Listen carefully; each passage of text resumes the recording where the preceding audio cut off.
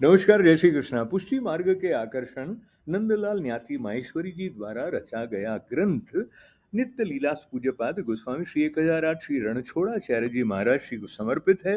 गोस्वामी कल्याण राय जी और गोस्वामी श्री गोपाल लाल जी महाराज द्वारा अनुमोदित और शुभ कामनाओं से पुष्ट यह ग्रंथ पुष्टि भक्त माता श्रीमती शकुंतला देवी व्यास जी की प्रेरणा से आप तक पहुंचाने का लाभ मैं अशोक व्यास ले रहा हूं। जय श्री कृष्ण।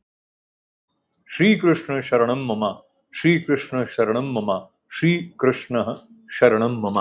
पुष्टि मार्ग के आकर्षण ग्रंथ का निष्काम भावना शीर्षक नंदलाल न्याती जी ने 19वें अध्याय का दिया है। इस प्रकरण में पुष्टि मार्ग की एक और विशेषता पर दृष्टि डालिए।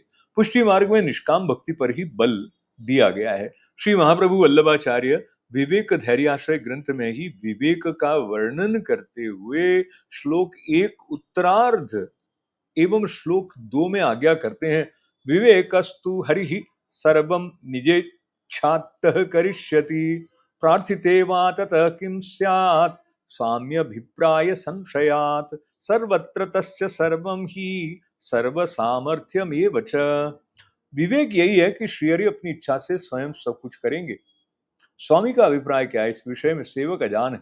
कौन सा कार्य किस आशय से प्रभु करते कराते हैं, इस विषय को पूर्ण रूप से जीव जब तक जान नहीं सकता तब प्रार्थना करने से क्या प्रयोजन सिद्ध होता है। सर्वत्र सब कुछ उनका है और उनमें सब प्रकार की सामर्थ्य है।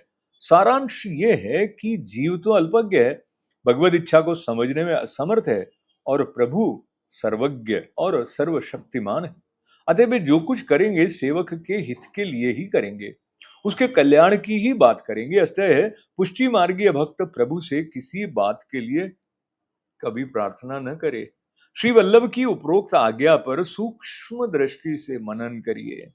बहुत से लोग कुतर्क करते हैं कि बच्चा नहीं रोवे तब तक माँ भी दूध नहीं पिलाती। तो कामना अभिव्यक्ति आवश्यक है। याद रखिए, ये बात अल्पज्ञ जीव के लिए ही घटित होती है, सर्वज्ञ अंतर्यामी श्री कृष्ण के लिए नहीं। उन्हें जीव के घट घट की याद है कि जीव क्या चाहता है, किंतु जीव की चाही हुई बात उसके कल्याण करने वाली भी है या नहीं, इसे जीव नहीं समझता, नहीं जान सकता है। नारद जी जैसे भक्त मुनिवर प्रभु द्वारा माया से रचित नगरी में राजकन्या की सुंदरता पर मोहित हो उससे विवाह करने की तीव्र अभिलाषा कर उठे और भगवान से अपने को सुंदर काम मोहक बदन देने की इच्छा कर उठे, जिससे सुंदरी स्वयंवर में उन्हें ही यानी नारद जी को ही गले में वरमाला डाल वरण कर ले। नारद जी को ऐसा करने में ही अपना हित मालूम हुआ, किंतु वास्तव में क्या विवाह करने में नारद मुनि का कल्याण था? भगवान नारद जैसे भक्त का अकल्याण कैसे कर सकते थे, जबकि वे तो सभी जीवों का कल्याण ही चाहते हैं और उनके लिए वही करते हैं जिससे जीव का वस्तुतः कल्याण ही होता है। अतः प्रभु ने नारद जी को उनके कल्याण की दृष्टि से वानर जैसा असुंदर बदन दिया। फल ये हुआ, नारद जी के गले में वरमाला नहीं पड़ने पाई और नारद जी का विवाह नहीं हो सका। जब नारद जी जैसे अज्ञानी भक्तों का ये हाल है, ज्ञानी या अज्ञानी, नारद जी जैसे अज्ञानी भक्तों का यह हाल है, तो फिर साधारण जीवों की क्या सामर्थ्य जो अपने हित और कल्याण को समझ सकें। वे तो अपने प्राकृत माया मोहित बुद्धि बल से ही अपने हित की बात सोचते हैं। प्रभु को तो उन्हें सर्वथा शुद्ध करके अपनी प्राप्ति कराना है, तभी तो जीव का उद्धार होगा, यथार्थ कल्याण होगा और वो पुनः जन्म मरण के चक्र से छूट पावेगा। भगवान जीव को उसके पुण्यों का फल भुगताने हेतु अनुकूल परिस्थितियां देते हैं, जो तो जीव को रुचिकर लगती हैं, और यदि वो निर्मम होकर आसक्ति रहित होकर उनका सदुपयोग करता है तब तो जीव का कल्याण है। मुख पुण्य भोग से निवृत्त होता है और यदि अनुकूल परिस्थितियों में आसक्तिकर बंधन कारक कर्म में प्रवृत्त हुआ तो पुनः अपने अकल्याण की ओर अग्रसर हो जाएगा। इसी प्रकार श्री हरि जीव को उसके पिछले पापों का भोग कराने की दृष्टि से प्रतिकूल परिस्थितियां देते हैं, ताकि जीव उन्हें भोग पाप भोग से भी निवृत्त हो शुद्ध बन सके और भगवत प्राप्ति का पात्र बन सके। जीव अज्ञानवश प्रभु के इस रहस्य को तो नहीं जान पाता और अपने कर्मों का फल न समझ भगवान को दोष देता होता है कि प्रभु ने मेरे साथ बुरा किया। प्रभु को दोष और रह बैठा, जबकि भगवान उसका कल्याण करने हेतु ही ऐसा कर रहे हैं।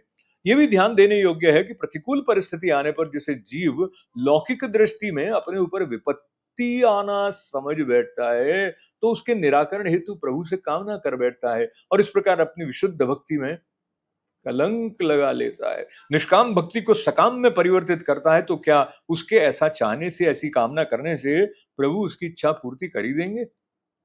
वे तो जो उन्हें करना है, जिसमें वे जीव का कल्याण मानते हैं, वही करेंगे।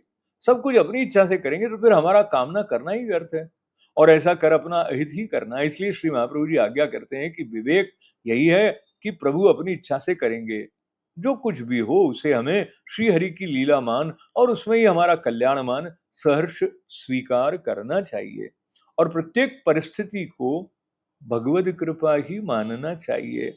कामना करने का यह अर्थ और होगा कि हम श्री भगवान की कृति में, लीला में, जीव कल्याण की दृष्टि से किए गए कार्य में अविश्वास कर रहे हैं। अविश्वास भक्ति में कितना बाधक है, पिछले प्रकरण में काफी बता दिया गया है। अतः पाठकों को ध्यान देना है श्री वल्लभ की उपरोक्त सही और समुचित कल्याणकर आज्ञा पर चलने की ओर आकर्षित किया जा रहा है कि भगवान से कभी कोई कामना न करो, अपनी भक्ति को निष्काम ही बनाए रखो, पुष्टि भक्ति को कलंकित न करो। याद रखो, सकाम भक्ति तुच्छ है। श्रीमद् भगवत गीता में भी भगवान ने इसे निष्काम भक्ति की तुलना में तुच्छ ही बताया है। सकाम भक्ति का फल भगवत प्राप्ति तो हो ही नहीं सकता, उससे तो स्वर्ग या ऊपर के किसी लोक की ही प्राप्ति ही अधिकतम लाभ संभव है। जबकि हम जानते हैं कि ब्रह्मलोक तक के ऊपर के सब लोग पुनरावर्ती हैं, अर्थात जो ही पुण्य क्षीण होंगे उन लोकों से पुनः भूतल पर आना होगा और पुनः वही जन्म मरण का चक्र बना रहेगा, जिससे कि हम निवृत्ति चाहते हैं। मानव जीवन का यथार्थ लक्ष्य तो भगवत प्राप्ति ही है। आब्रह्मभुवनाल्लोकाः पुनरावर्तिनोऽर्जुन मामुपेत्य तु कौन्तेय पुनर्जन्म न विद्यते। हे अर्जुन, ब्रह्मलोक तक के सभी लोग भुह भूः भुवः स्वः तपः जनः महः सत्य अथवा ब्रह्मलोक पुनरावर्ती हैं, यानी वहां से पुनः पुण्य क्षीण होते ही अथवा आंशिक पुण्य भोग अवशिष्ट रहने पर ही भूलोक में आना पड़ता है, यानी पुनः जन्म मरण का के चक्र में फंसना पड़ता है। मुझे भगवान श्री कृष्ण को प्राप्त करके तो फिर पुनर्जन्म होता ही नहीं, अर्थात जन्म मरण के चक्कर से छूट जाता है। भगवान श्री कृष्ण ऐसा अर्जुन से कह रहे हैं। दूरेण यवरम कर्म बुद्धि योगात् धनंजय बुद्धो शरण मन विच्छ कृपणा फल हेतवः। गीता जी के दूसरे अध्याय का 49वां श्लोक कहता है, धनंजय, बुद्धि योग अर्थात समता अथवा निष्काम कर्म योग से कर्म अर्थात सकाम कर्म कामना करते हुए कर्म करना निश्चय पूर्वक अति अवर यानी कि तुच्छ है। अतः निष्काम कर्म योग की शरण ले अर्थात समता को अपना। फल की चाहना करने वाले सकाम पुरुष तो अति कृपण हैं, फल के हेतु बनने वाले तो अति दीन हैं, ऐसा श्री कृष्ण अर्जुन से कह रहे हैं। अतः पुष्टि मार्ग में भी श्री वल्लभ ने जो निष्काम भावना पर ही आचरण करने पर बल दिया है, निष्काम भक्ति को ही अपनाने की बात कही है, वो भी पुष्टि मार्ग का एक आकर्षण है, विशिष्टता है, उत्कृष्टता है। पुष्टि भक्त अपने भक्त जीवन में इसी भावना को सतत बनाए रखते हैं, यही तो जीव के लिए कल्याणतर है। भगवत अनुभव तत्संबंधी पदार्थों की भाव पूर्वक सेवा करने से होता है। कुछ भी शुभ अशुभ दिखाई देता हो, किंतु वो प्रभु की विविध विचित्र लीला ही है। प्राणियों के तिरस्कार करने वाले पर प्रभु प्रसन्न नहीं होते हैं। श्री कृष्ण शरणम मम, श्री कृष्ण शरणम मम, श्री कृष्ण शरणम मम।